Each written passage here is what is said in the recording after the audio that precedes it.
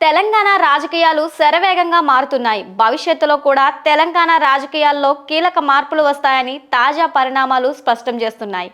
ముఖ్యంగా BRS party నుండి బయటకు వచ్చిన కేసీఆర్ కుమార్తె కవిత తాజాగా చేసిన వ్యాఖ్యలు అందుకు అనుగుణంగా ఉన్నాయి.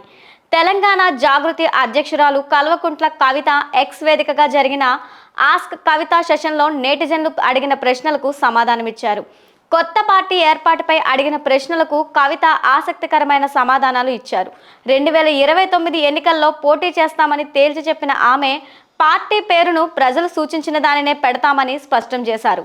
రాజకీయాల్లో మా తొలి ప్రాధాన్యం మహిళలకు, యువతకు రాజకీయ అవకాశాలు కల్పించడానికి జాగృతి కృషి చేస్తుందని, వారికి నచ్చిన రంగాల్లో రాణించేలా ప్రోత్సహించడం అవసరమని ఆమె పేర్కొన్నారు.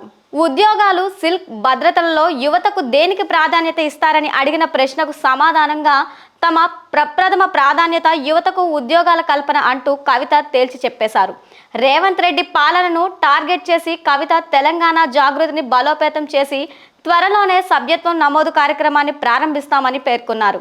ముఖ్యమంత్రి రేవంత్ రెడ్డి పాలన పైన విమర్శలు గుప్పించిన కవిత హామీలను అమలు చేయడంలో కాంగ్రెస్ ప్రభుత్వం అట్టర్ ఫ్లాప్ అయిందని ఆరోపించారు. ఫీజు రియంబర్స్మెంట్ చెల్లించకపోవడంతో లక్షలాది మంది విద్యార్థులు చదువుకు దూరం కావాల్సి వస్తుందని ఆవేదన వ్యక్తం చేశారు.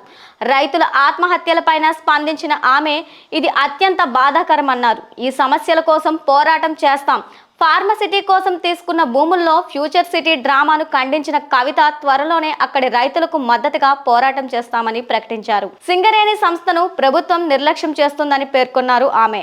హెచ్ఎంఎస్ తో కలిసి ప్రభుత్వ విధానాలపై ఉద్యమం చేస్తామని ఆమె స్పష్టం చేశారు. హైదరాబాద్ వెస్ట్ సిటీ అభివృద్ధి పైన చూపిన శ్రద్ధ ఈస్ట్ సిటీ పైన లేదని, ప్రజలకు కనీస మౌలిక సదుపాయాలు కల్పించడంలో ప్రభుత్వం విఫలమైందన్నారు. తదుపరి వ్యక్తిగత అభిరుచులపైన కూడా నెటిజన్లు అడిగిన ప్రశ్నలకు స్పందించిన కవిత తాను మెగాస్టార్ చిరంజీవి అభిమానినని స్పష్టం చేశారు.